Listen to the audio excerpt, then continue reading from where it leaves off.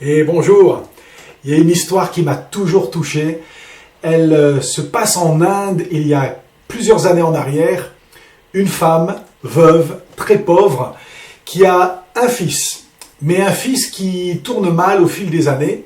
Et en grandissant, ce garçon a commencé à fréquenter des mauvaises compagnies. Il a commencé à boire et à jouer aux cartes avec de l'argent. Alors sa mère lui disait « Tu prends un mauvais chemin, mon garçon », mais lui, têtu, il pensait bien faire et il est resté avec ses mauvais amis. Et puis, en jouant, eh bien, les sommes d'argent, c'est comme ça l'addiction, les sommes d'argent augmentent de plus en plus. Et puis un jour, il a misé sur une grosse somme d'argent. Et il a tout perdu. Il a tout perdu, il avait une dette énorme envers ses amis. Enfin, ses amis qui devenaient plutôt ses ennemis maintenant. La police l'a arrêté et d'après la loi de cette région de l'Inde, eh bien, il doit finir en prison. Et ce garçon a fini dans une prison. Alors, j'ai été en Inde, je peux vous dire, elle ne ressemble pas aux prisons d'ici. Dans un cachot, tout seul, à regretter de ne pas avoir écouté sa mère. Et ce garçon est là et il se dit, je vais faire comment maintenant pour payer cette dette que je ne pourrai évidemment jamais payer en restant derrière les barreaux. Les jours passent, les semaines, les mois, et il se dit, je vais faire comment pour sortir d'ici. Et d'ailleurs, ma mère est trop pauvre, bien trop pauvre pour payer cette dette. La mère, elle pleure, son garçon pleure, et la dette n'est toujours pas payée.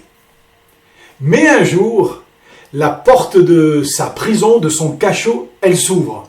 Et le gardien lui dit, « Jeune homme, j'ai une bonne nouvelle à vous annoncer, vous pouvez sortir, la dette a été payée, vous pouvez rentrer chez vous. » Alors lui, il comprend rien, il dit, « Mais qui a payé ma dette ?» Il prend ses affaires, il est perplexe et heureux aussi à la fois, évidemment, et il reprend le chemin qui le conduit jusqu'à son village.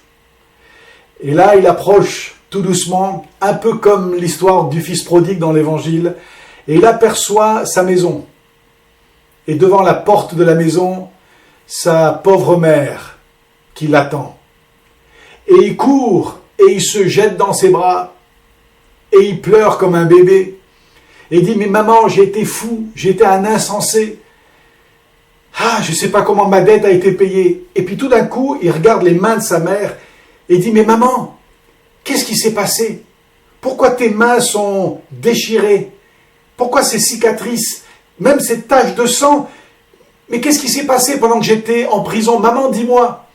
Et la mère, elle dit, non, on n'en parle pas, je suis tellement heureuse que tu sois rentré à la maison. Et lui, il insiste. Alors sa mère lui dit, écoute mon fils, assis-toi, je vais t'expliquer. Pendant que tu étais en prison, je savais que personne ne paierait ta dette. Alors j'ai trouvé du travail.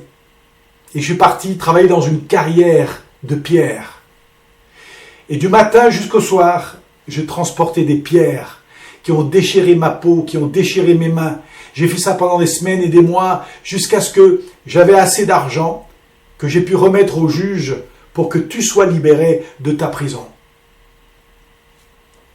Nous sommes tous dans une prison. Nous sommes tous enfermés dans le cachot du péché. Tous, sans exception. Quelqu'un a payé pour que tu puisses sortir de ta prison. Quelqu'un qui t'aime énormément, comme cette mère envers son fils. Un amour qui a poussé Jésus, le Fils de Dieu, à mourir sur une croix pour toi, pour que tu sortes de ta prison, parce que, à cause de Jésus, sur la croix, ta dette, que tu ne pourras jamais payer, a été payée une fois pour toutes il y a 2000 ans. Jésus a souffert, la trace de la souffrance est sur ses mains.